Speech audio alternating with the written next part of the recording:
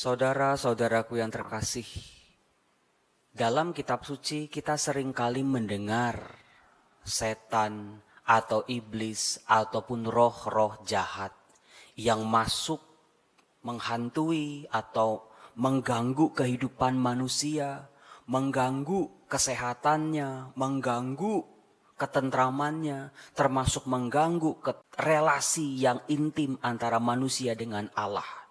Lalu kita semua takut sekali dengan setan, roh jahat ataupun iblis. Sampai detik ini. Lewat kuburan takut. Di rumah sendirian takut. Termasuk rasa-rasa takut yang lain. Misalnya menghadapi masa depan yang tidak menentu, kita takut. Lihat cicilan-cicilan, kita takut.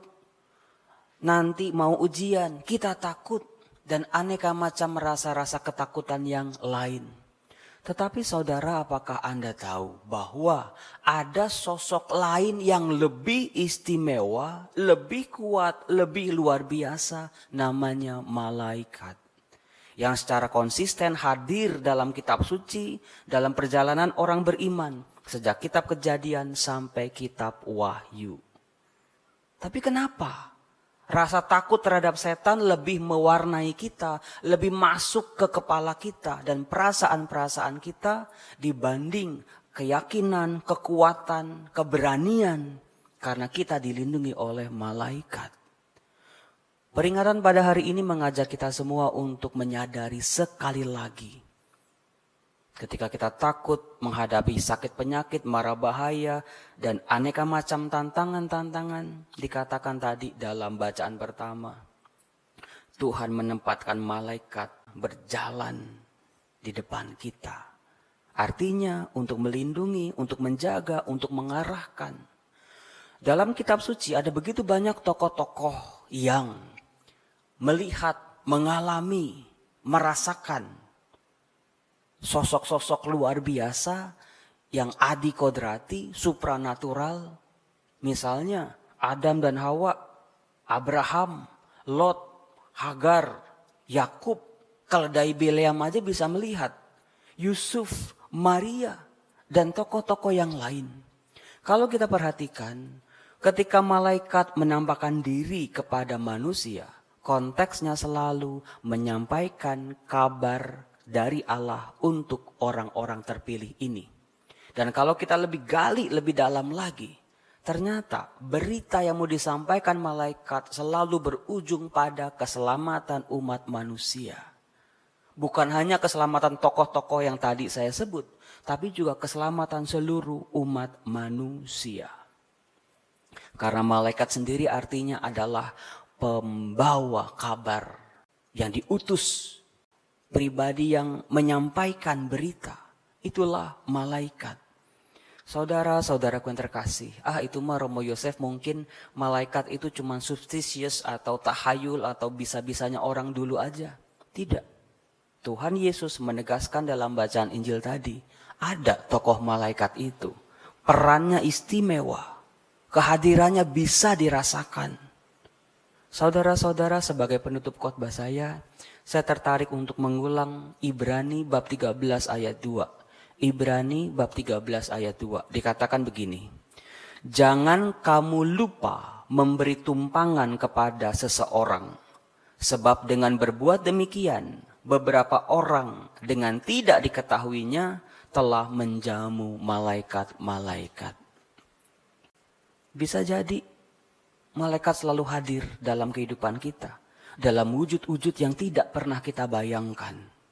Tapi mungkin karena kita terlalu tidak menyadarinya, maka kita merasa nggak ada malaikat itu. Malaikat selalu hadir dalam diri orang-orang kecil. Ketika kita membantu mereka, ketika kita menolong seseorang, bisa jadi mereka itu malaikat. Tetapi saudara-saudara, sebetulnya kita bisa menjadi malaikat satu sama lain.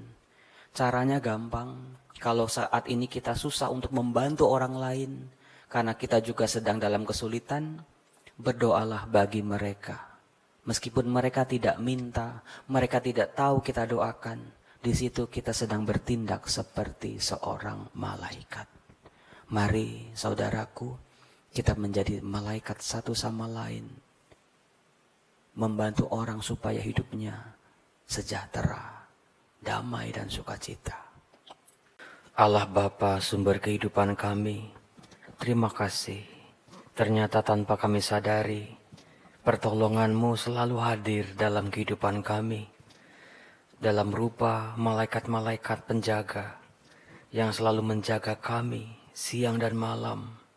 Terlebih ketika kami jatuh, ketika kami hilang arah, ketika kami sangat memerlukan bantuan-Mu, selalu ada tangan-tangan yang menolong kami.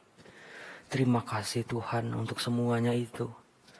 Utuslah kami juga untuk menjadi pewarta kabar gembira, melakukan kebaikan untuk dunia kami saat ini. Terima kasih ya Bapa. Terima kasih para malaikat pelindung yang sudah menjaga kami. Demi Yesus Kristus Tuhan kami, yang hidup bersatu dengan Dikau dan Roh Kudus, Allah sepanjang segala masa. Amin. Yesusku, aku percaya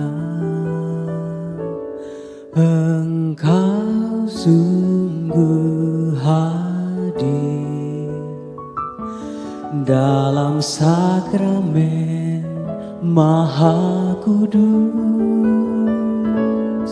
Aku mencintaimu lebih dari segalanya, dan aku merindukan kehadiran-Mu dalam jiwaku.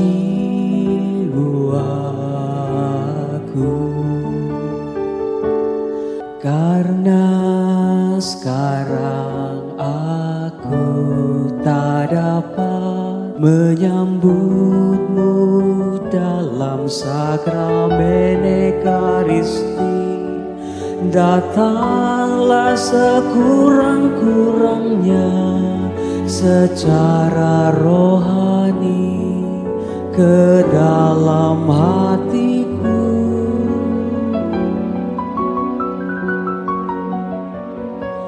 Karena Engkau hadir di sini, aku memeluk-Mu dan mempersatukan diriku sepenuhnya kepadamu. Jangan biarkan aku terpisah dari